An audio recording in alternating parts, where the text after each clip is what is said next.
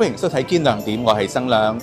海洋公園27號公布一對港產大熊貓寶寶嘅新名，家姐叫做嘉嘉，意思係加油同打氣嘅意思，寓意國家騰飛，人民幸福。而細佬嘅新名叫做德德，寓意香港事事都得。對於大家一直叫開家姐同細佬呢兩個新名，大家又慣唔慣呢？好聽，個名都好聽，加油同埋乜都得。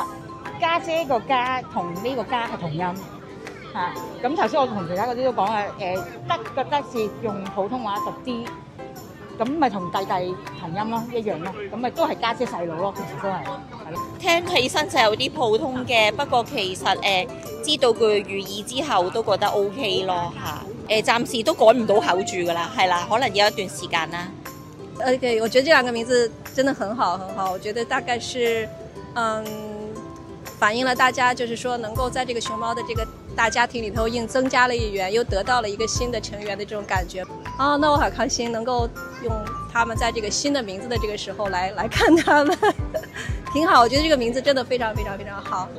我們前天剛剛從美國飛回來，我女兒那個高中畢業，所以帶她回來到這裡頭了。我們本來要選迪士尼還是這邊，但是想到這邊有熊貓，一定要來看這邊的熊貓，所以是到這邊來。好好聽，我覺得疊字又可愛又容易記，都好親切啦，同家姐細佬呢個名都好配合。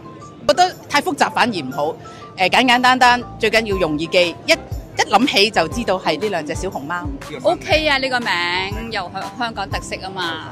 嘉嘉都係取家姐嘅意思，都係其中一個家咯，都係嚇。咁德就得意義啊，咁都幾好啊，好即係好有香港特色啊，我覺得 OK 啊嚇。家人同我家姐，香港環境好啲咯，係嘛？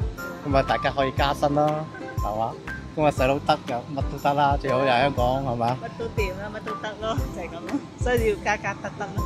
一開頭有少少唔慣嘅，因為畢竟都叫咗半年多啲啦，家姐細佬。咁但係叫家姐德德，我睇咗佢背後意思咧，就係家啦，家同家即係家庭個家狀，即係同音咁樣。我覺得，咦佢又諗得好好喎。咁德又好似寓意住香港嘅發展啊，同埋海洋公園，同埋我哋大家都會一定得咁樣咧，所以我覺得都 OK 幾好寓意。慢慢改口咯，改下會慣，幾好聽都。